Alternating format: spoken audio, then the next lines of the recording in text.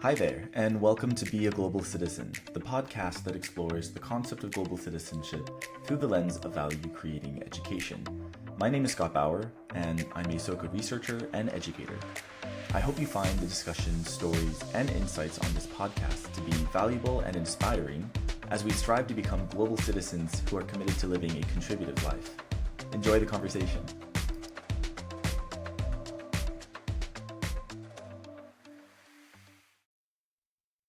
Hello, my name is Sabrina Sheikh, and I work at the Institute for Educational Leadership. I'm located here in the DMV area, so DC, Maryland, Virginia, for those that don't know, and I'm our senior program manager. Hi, Sabrina. Thank you so much for being on the podcast. I'm so happy that we can have this time, this space to really learn more about your journey. And I recall the first time I met you was the on-campus institute, right, for the beginnings of our Harvard program. And I felt like you were like electrifying, right? And the way that you spoke and the way that you carried yourself with like such confidence. I really admire that about you. And I know that as a leader, right, many different kinds of profiles of leaders, but I really felt like you embodied this kind of like very like bold and confident style.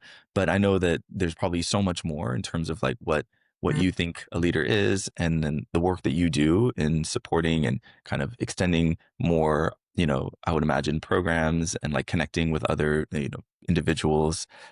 So that, yeah, I mean, I'm just kind of wanting to learn like how you became a leader and what brought you to an organization that has leadership in the name itself. And yeah, and so I'm just wanting to extend this opportunity for you to kind of unpack some of those milestones in your career.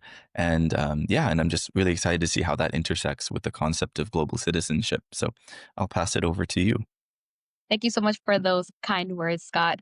So I would say my journey, I don't necessarily feel like there's this one part or place where you become a leader, right?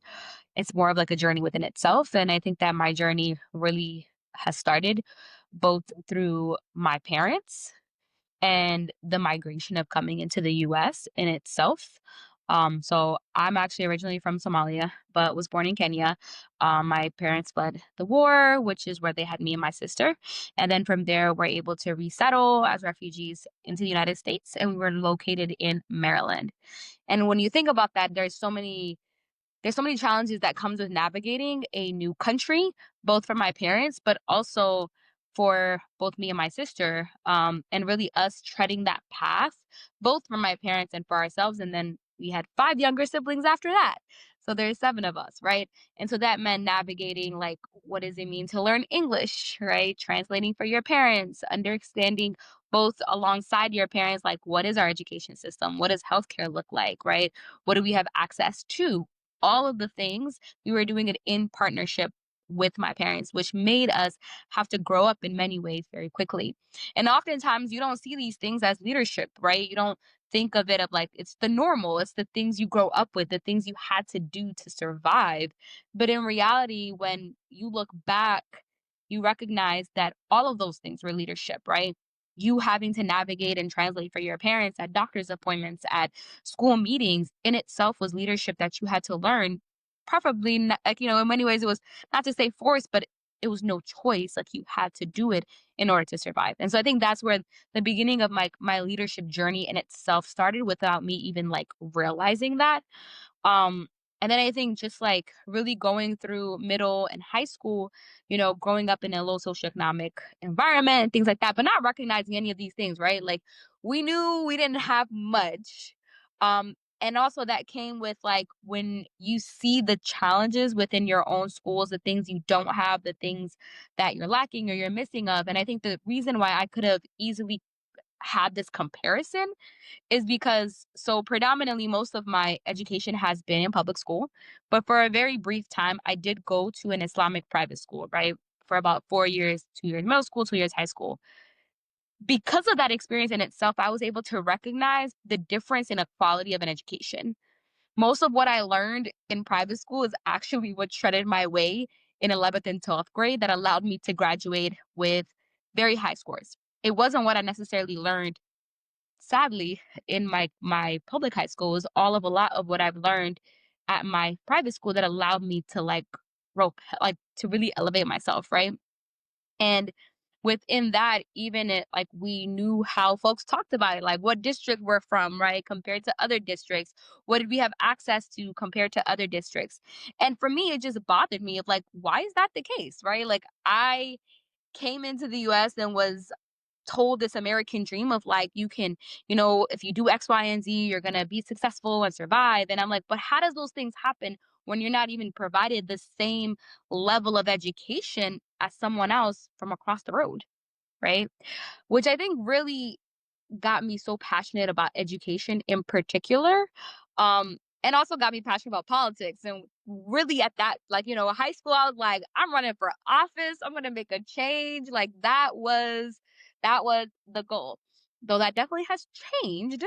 At that time it was more of like just really early on in my own like just growing up, recognizing a lot of the inequities, right, that existed, and not just quality of education. I'm talking about even as simple as like being an English, coming into the US, being an English language learner, not having a lot of supports around like our families being engaged in learning the school systems, right?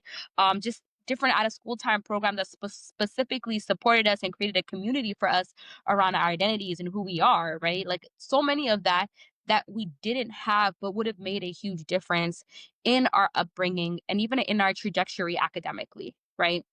And then fast forward into, I would say, kind of skipping over college, which there's a lot we can unpack there, but really skipping through that. And then my first career, actually, first job straight out of college was actually, I was living in Portland, Oregon, serving immigrant and refugee youth from the African diaspora. And so for me, I was always passionate about how do I take my lived experiences, right, and be able to do something with it for people that look like me, to be able to support folks that look like me in ways that I wish I would have had growing up, right? And so I started my career actually working for Africa House in Portland, Oregon, serving about 40 middle and high school young people and their families, providing everything from both the usual transportation, translation supports, right, for my families and for my young people. At the same time, running out of school time programming, focusing a lot about building their leadership skill sets, having them be civically engaged, and also just like exploring their community and where they're in, right? Like I had a lot of like young people who were only in the US for a very brief time. And so sometimes things that you're like, they should have already done this or that's normal, right? Wasn't normal, right? Like something like you're living in the West Coast going hiking or going camping or having sushi for the first time, right? Like those are so important experiences that my young people didn't have access or never had, right? And I think about it of like when I was growing up, I probably had majority of my meals at home, right? Like I going out to eat was like going to McDonald's and that was like your five-star restaurant, right? Feeling of it. And so I knew the importance that it is to expand yourself out of what you know, right? And so that's where it was so critical and important. But as I was navigating this space, I realized there's so many of these barriers that are still put in place, making it difficult for our young people to be successful. So, and also it was a level of like, I'm only making an impact on X amount of young people, which is important. But I also knew that we needed people like me and others, our voices at a national space, at a much higher space, like a higher level, to ensure that, the things that we're seeing systemically impacting our communities are actually being transformed to actually eliminate those so that you could have a strong transition into adulthood. So you could have all the things that you need to be successful and to quote unquote reach the American dream, right? Which actually is what brought me to my current job, which I've been at this organization for 7+ years now, and really starting off of coming into this national space, saying, like, I came into it not just because it was a job, but because I'm like, what can I do differently in this space? What difference can I make in this space? How can my voice create a difference? And I feel like I've done that in terms of when I started within the organization, I came in as an executive assistant, but I also had an idea around like, well, what does it look like? Like, what are we doing within this space nationally across how are we supporting immigrant refugee youth in the area of leadership, and being able to convene different folks across the country to have some of these critical conversations. And what came about of it was, oh, well, we need something like we need a national program to really build the capacity of immigrant refugee youth, which is kind of what created this program that we've had for a while now called Leaders of Tomorrow. And it was actually co created and co designed by immigrant refugee youth because I believe it's important and critical to have, right, those that we are serving to be at the table actually creating the thing, right? Because they know what they need, right? They know what they want to learn, and they should be a part of the process and not just us saying, and even though I wear that identity, right? I know that within this identity, there are so many different perspectives, ways of being that is critical to actually acknowledge. And therefore, it's important to bring them to the table and to design with you, right? Because it's so much more powerful in that sense, right? And then just continuing to do this body of work around really building the capacity of young people, all young people, right? Especially those at the margins, that's focusing on immigrant refugee youth, youth with disabilities, justice impacted youth, those who are often left out of the conversation, and ensuring that they have the knowledge, skills, and abilities to create change not only for themselves, but also for their communities, right? We often ask that we have such a broken system, but yet, what would it look like to actually work with those that are being impacted by the system every single day, right? And the changes that would happen when we do that. The gaps that we may not see, but those who are living through it every single day do notice. And so when we work in partnership, especially because oftentimes young people are left out of the conversation, the impact that it does make. And so a lot of my body of work has been around building the capacity around young people to be leaders in both for themselves and in their community, but also to change and transform the way adults think, because this can only happen if adults shift their mind and actually create space to be in partnership with young people in the first place. And so that's like a lot of my work in terms of leadership, but I also do a lot of work around like workforce development, and really ensuring that young people transition successfully into adulthood, which is just as critical, right?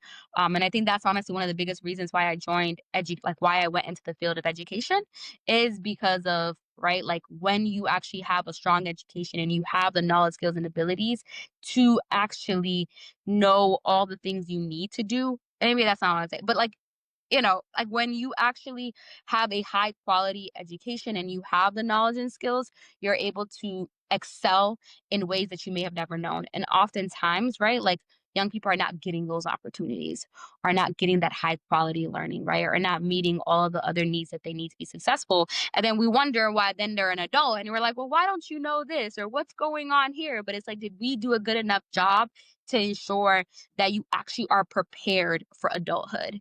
And so that's one of like my other really huge focuses is around ensuring that young people are prepared for adulthood in whatever path they choose to be in, whether that be going into trades, whether that means going straight into college, whether that means entering straight into the workforce. Whatever that may be is ensuring that they are knowledgeable enough and are prepared to then be successful in that transition. Mm. Thank you so much, Sabrina. And I just always love like listening to you to speak. Just you're so articulate and so passionate about the work that you're doing.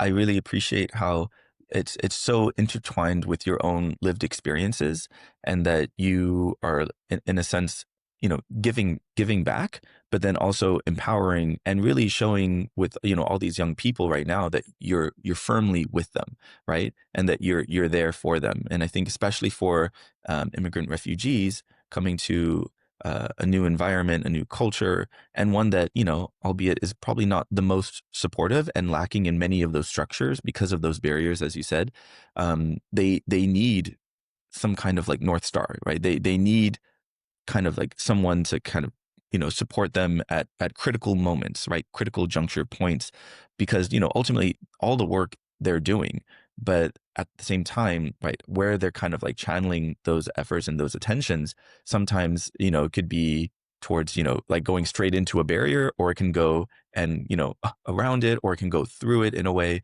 But I feel like, you really have this vision for what you want to do specifically within this organization. And I think part of leadership is also having that foresight, right? Of like, this is what needs to be done. this is what is lacking. So like, why don't we build something towards that? Why don't we make this an agenda item and really like stand firm to that?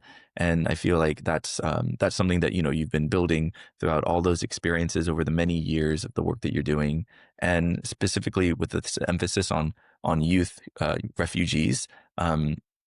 It's you know, that's the future, right? Investing in young people, and especially ones who have you know, experienced the maybe feelings of like alienation or like otherness that, you know, can you know, potentially like kind of like put them down. You're trying to do the opposite and bring them up. So I just love what you shared, and you know, I wanted to speak a little bit about kind of your earlier like kind of like upbringing, because you said something that really struck me as really fascinating, and I wanted to hear your thoughts about, you know, this idea of like, you know, you're in a new country, you know, Maryland I think is where you said you guys relocated, seven of you, and there were all of these different tasks that needed to be done in terms of making sure, like, you know, your whole family was this team. You know, there need to be translating of, you know, like certain documents going here, and like accountability, and you know, everyone was kind of, you know, doing everything they could to make sure that, you know, you were able to, yeah, make things work. And you said that that was something that, you know, helped build your leadership capacities, but you wouldn't think that is leadership, maybe, you know, at a first glance. Like, could you maybe speak to like, at what point did you realize, no, that is very much leadership? Like, was it still in that like early age, like in high school, or like what was the moment when, you know, maybe someone kind of provided that clarity to you, or maybe you kind of, you know, maybe stumbled upon it where you said, oh, actually, all of those things, like that was really important, those skills. And then there was a reframe. Is there a particular moment when that happened, or would you say it was more gradual? I would say I don't think if there's a particular moment, maybe potentially gradual, but more so it definitely was a lot in adulthood. Like when I was younger, I probably would have never thought. I thought these things were just normal, right? It's the thing you do. Um, it was nothing else outside of that. It was just the thing you do. And I think actually going and the current organization when I was co-designing and co-creating the program, and then having first implemented it with about 30 young people from 3 different states, we did this activity where oftentimes, right, you know, you do the privilege walk, and it's so deficit lens for some of us in terms of like there's all these things we don't have that's like piling up on top of us that feels like we're so behind. And instead we did this asset map. And with this asset walk, we actually provided different prompts around like if you speak a second language, right? If you have another culture, if and so we gave all these different things that also make us resilient and strong. And from there, it made me also realize when we would do this like kind of activity around, we have our young people do these journey lines. And in this journey line, right, it was like, when have you, and it will have different ages and stages of your life. And I have you reflect of like when you've been a leader. And oftentimes you're looking at it like, I haven't been a leader. What are you talking about? Unless you're in this like formal, structured role, right? And that could be something as like I'm the captain of the, you know, I'm the president of this club, or I'm the captain of the soccer team, right? Those are oftentimes where we see leadership, right? Is these actual like positions of quote unquote power. But in reality, right, like you leadership is the fact of where you carry yourself, how you actually behave, who's following you, right? The things you're doing, both for the yourself, right, but also for others. And so we would ask young people different prompts. And that's when I realized, wow, like I didn't realize I was doing those things, but now that I'm reflecting with young people, it also made me reflect back on my own journey. And so we would talk about like having to take care of your sibling, right? Having to translate for your parents. And most of us, right? Because we have so many siblings and things like that. Like a lot of the young people that I was with in that space resonated with it. And then that's when they started to see the clicks for them. And so for me, I think it was a lot into adulthood. I don't think it was something I reflected on or saw of when I was younger. But as I was working in partnership with young people, and reclaiming what leadership meant and really what our identities mean, and in how we actually come with a wealth of assets into this space, but we may have never thought about it because oftentimes they're looked at as deficits, right? Like The fact that you have like, it's crazy how sometimes it was growing up of like, "Oh, you speak another language," or you do like we saw it as this deficit. Don't want people to hear my accent, right? And things like that. But in reality, it's an asset. I mean, I think US is one of the only places that you only speak English, but almost everywhere else they speak 2 to 3 languages, if not more. And so that's where it was like, it was through my journey of co-designing and co-creating and actually teaching a leadership course with young people who come from immigrant refugee backgrounds that I also learned of my own leadership as a young person. That's beautiful. I love the co-design, like just yeah, co-designing these experiences and really engaging in that learning moment because it's very evident that both you and the young people were like able to like expand your understanding of leadership, really anchor yourselves to your own lived experiences and show each other, right, that like all of those experiences, all of those skills that you have are assets, right? And I think that we need that kind of like reframing, and especially when it comes to like the leadership sense. What you said about like we often associate leadership with position, right, and or maybe status, and then that ties into power. I think that it's so prevalent, right? Most everyone probably associates that as like, oh, the leader is the one who's on top, the one who's at the front. But I think through these questions that you were, engaging these young people with, and then also asking yourself, you mentioned about it's about like how do you carry yourself, right? Or like who's following you, or who depends on you, right? And how are you? And I would go further to say like how are you of service to those around you? And then those kind of tie into this sense of like community, right? And that within the community that you serve, I mean, well, one of I would imagine many others, right? But like refugee populations, because you can speak to that. So like like from your core, you're like, this is who I am, and like, aren't we all just kind of emerging and really bringing out our full potential? And so this notion of like how like leadership is so fundamental to our daily lives and how we can reframe that as something more empowering. I think that's really really needed because I would when we were in this program, right? It was a program at Harvard of all places, and it was in leadership, and there were still a lot of people who were teachers, and they were not thinking of themselves as leaders. And so yeah, I would just love to hear a little bit more about like the word leadership itself. Like, could you maybe share more about like what it means to be a leader, especially in the times that we're living in right now, and how, and is it something where like everyone should think of themselves as a leader, or are there certain contexts where it's okay not to be a leader? I don't know. Just wondering. So I think from my perspective, I believe all people are leaders at all ages and stages. Mm. And I'm firm on that in terms of, like I said, like, right, I don't, there are these positional leadership. We know that they exist. But I've also, if you've ever heard the word of like, everyone could be a manager, but not a leader, because managers manage people, but are not actually leading them and guiding them towards something. And I think that those pieces are very critical to like understand. And so you don't have to have a title to be a leader. It's the way in which, like, what are the values and morals that carry you and who you are, right? What is the skill sets that you have that actually like impacts your work? And there's different types of leaders. There's the quiet leader. There's the more like vocal leader, right? There's the one that's doing stuff behind the stage, and you don't even realize it, but that you actually needed them in order to make it work. And so we don't often see these people as leaders, but they're all leaders. It's about your not, and not even just like your lane, but it's how you own that and how that comes out into the space, right?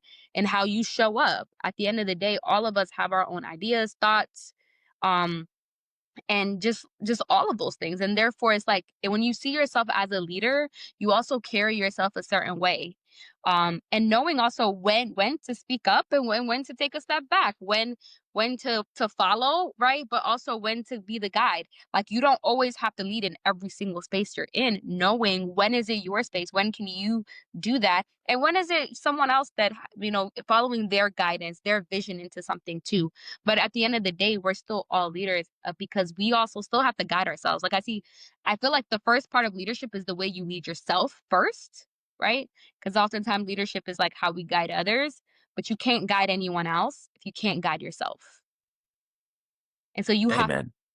strong thing within yourself of like, what are my values and morals? How do I think about conflict? Amen.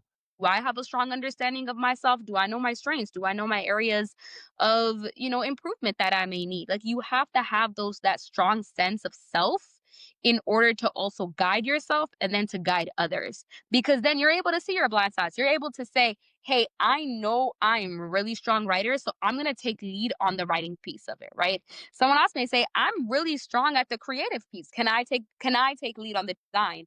You see how like that lead is like not only one person has to do something. We have to play to our strengths. We have to know when to step back. We have to know when to step forward, right? Someone else may be like, I'm really good at project planning. Like I can make sure everything runs smoothly, all those things, right? Like when you know yourself that well at the core, that's gonna shine through.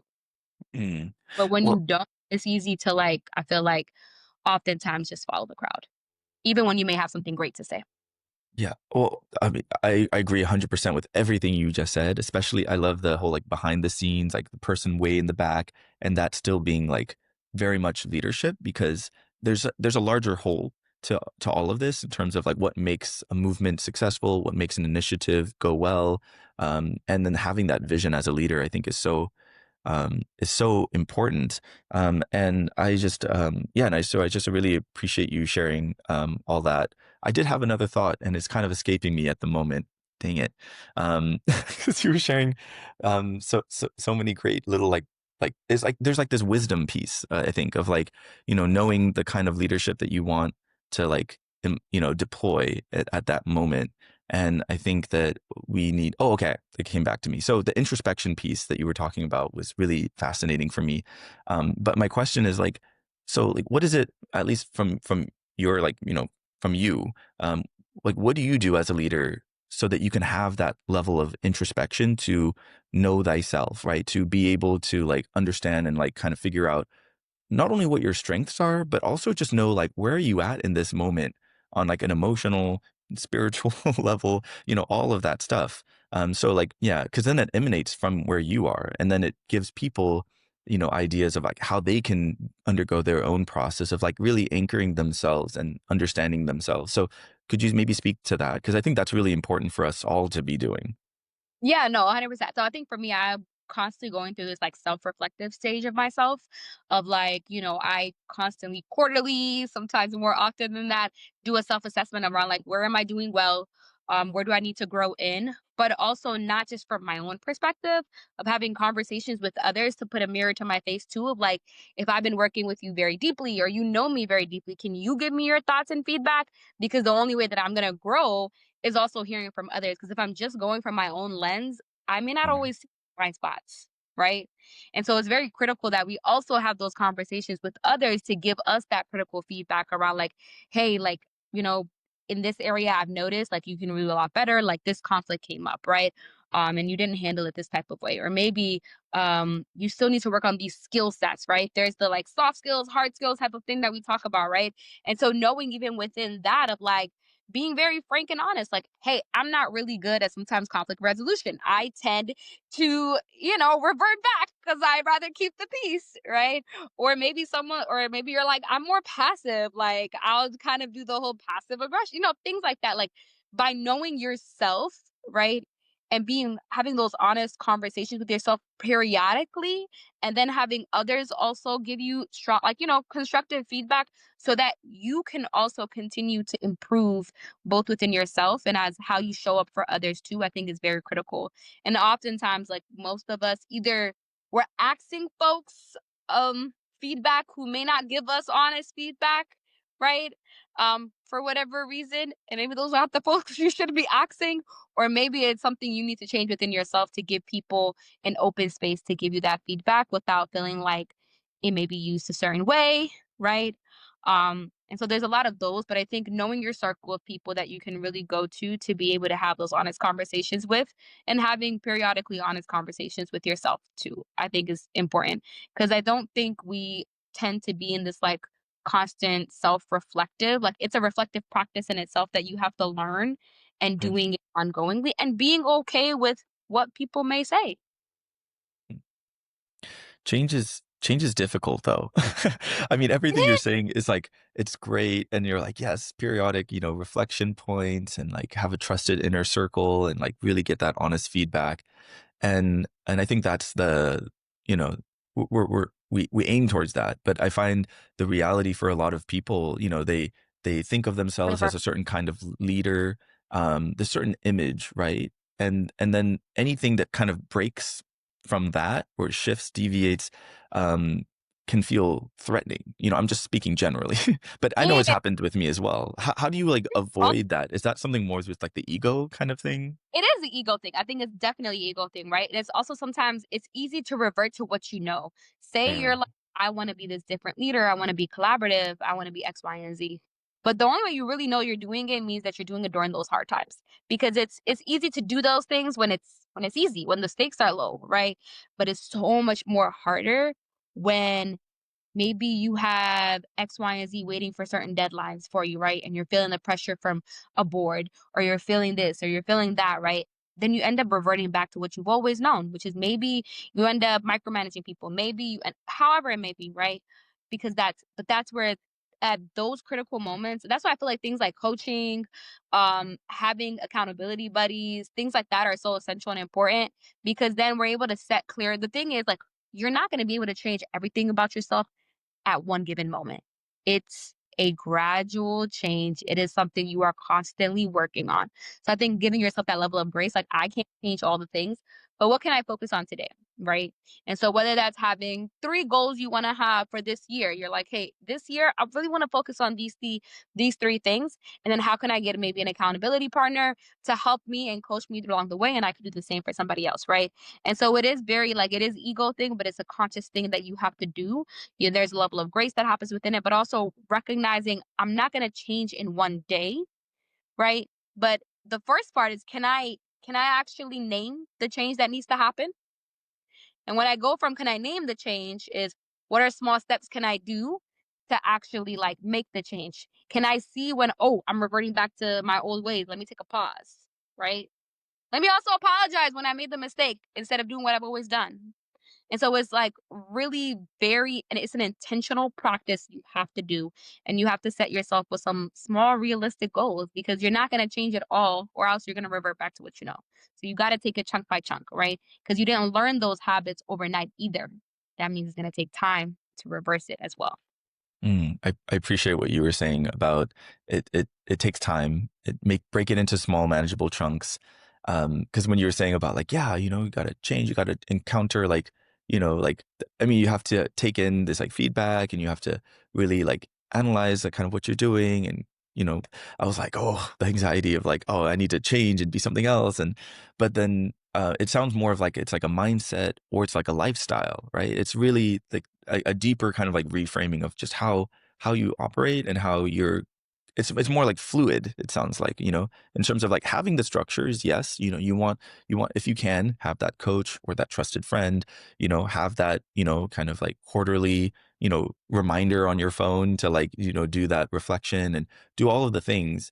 But it's going to be with this very realistic expectation of just like, hey, this is the kind of process that you're engaged in. So don't get yourself all like wound up over nothing. And I'm saying this mostly to myself, because I think oftentimes that's the sense, or like, you have an expectation from like that manager or that boss, right? And then suddenly there's like this conflicting sense of like one leader to another, or a perception of like what they should be doing and what I should be doing. And Hmm. there's like, I think a lot of people experience that kind of tension. But then there's also like, there can be a paralysis of just like, I can't do any of it.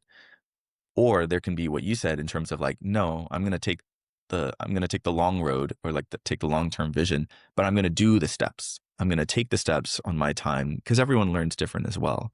And so I find that to be very helpful advice as well.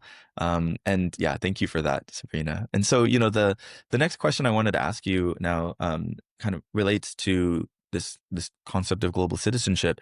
I find, like, the work that you've done, well, the experiences that you've had as an immigrant yourself, and then the work that you've done with supporting refugees, and both at that first job you mentioned in Portland, Oregon, right? And then now in your current role for over many years, like really getting to that national level that you were talking about, really extending that impact and making it that very clear, like, agenda item that, you're driving towards.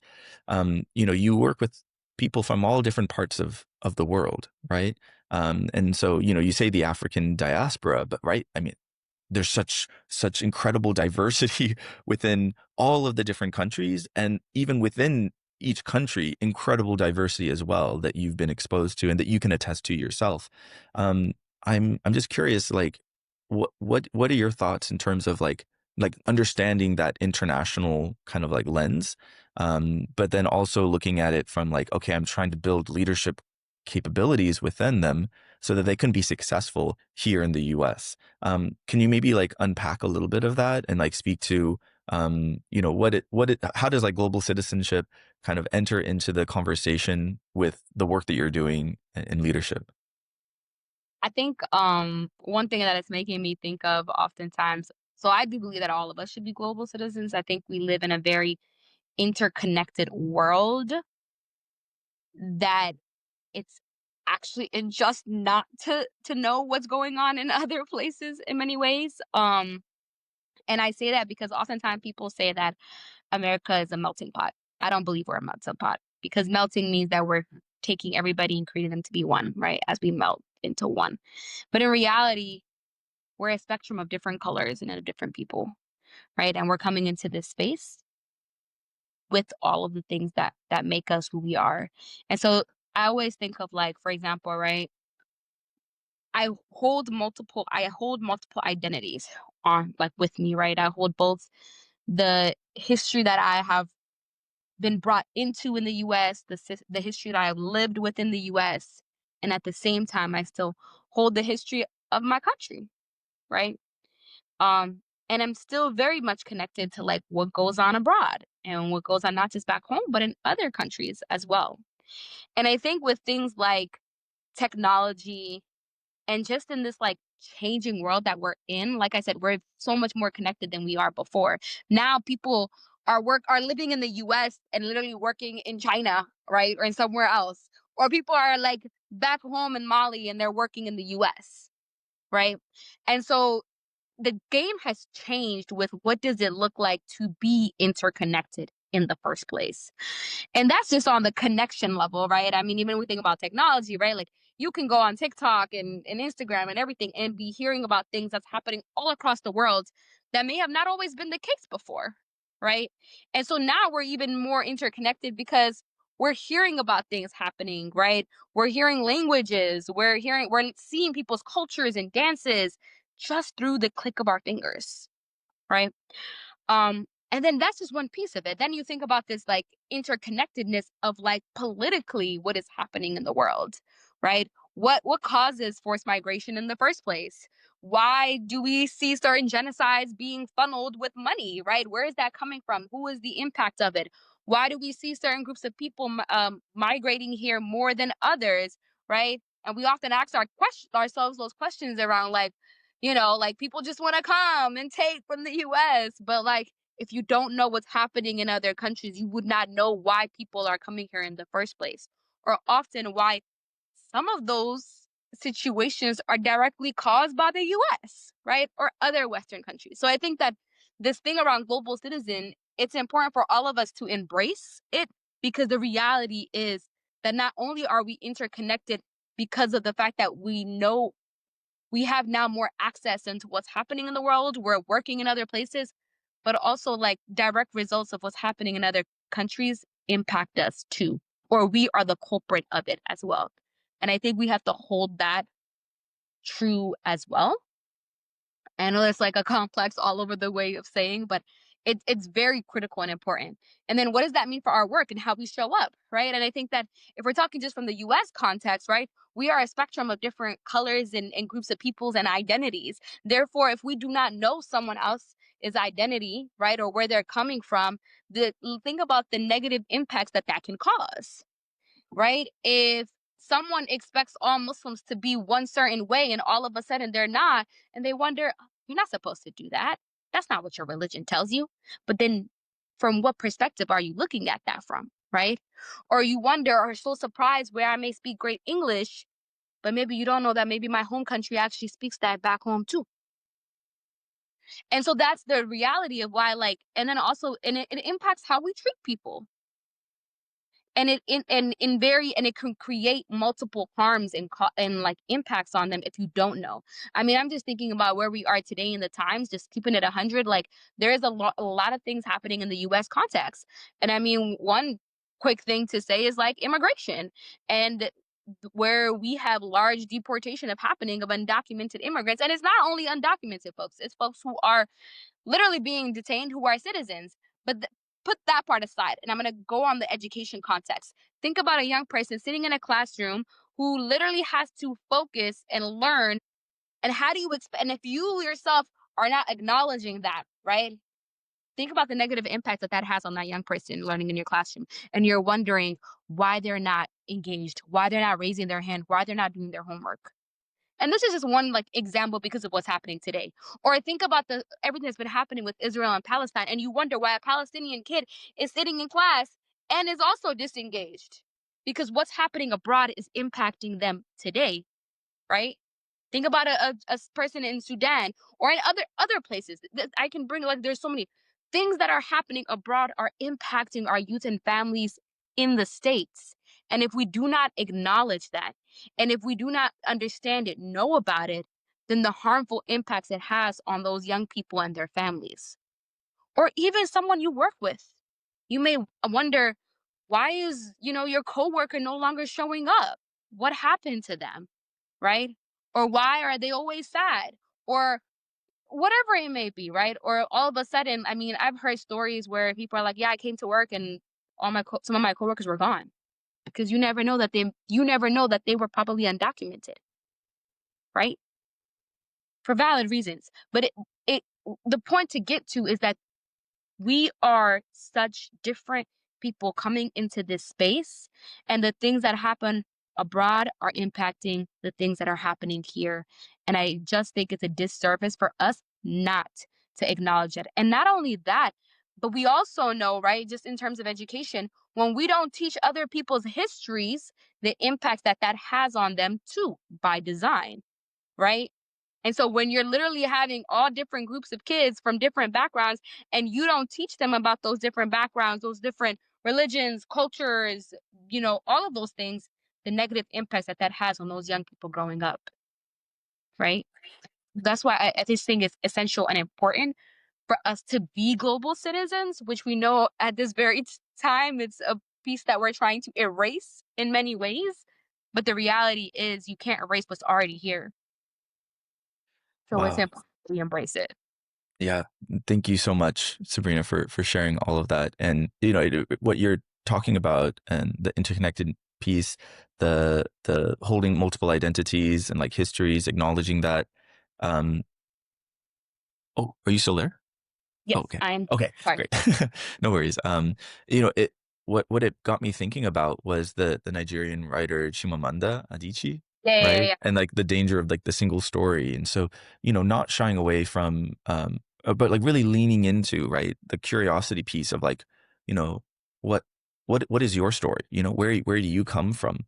Of course, if you just kind of shout at someone, tell me your story, that's not really going to bode well. But having that kind of rapport to like build trust, right? Extend that curiosity in a way that truly respects where they're coming from. And I think that we need to kind of create more of those kinds of bridges, or maybe just the common ground that we're standing on, to engage in a way where we're able to like slowly but surely have that deeper appreciation of like where people are coming from, and then from there having that deeper sense of compassion and sense that like, wow, I'd had no idea that that now, given where you're at, and like who you are, you're being subjected to larger forces that in many ways it's hostile and it's violent, and it's trying to take them away from the place that they call home now, and no one should experience that, right? And so I think the piece of being a global citizen and really embracing those and like having the courage to ask those questions is something that you really like keyed in on. So I appreciate you for sharing that, and I just appreciate you in general for the work that you're doing. And you're amazing, Sabrina. And I learned so much more about what's really driving you in the work that you're doing right now. So I wish you all the best as you continue that work. And we are coming up to the end of our conversation, unfortunately. And I wanted to ask you a question, last question. It's a book recommendation or any recommendation for that matter. So would love to hear your thoughts. So I'm gonna keep it different. I'm not gonna give a book recommendation or a movie, but here's what I will say. I think that it's important and critical that people take an opportunity to learn about different folks. So go try out someone's food, watch their movies in their actual native tongue, and put on your subtitles for you, right? Like find ways to embrace and learn about other people, because only then do we actually make the movement towards being global citizens. That I think is essential and important.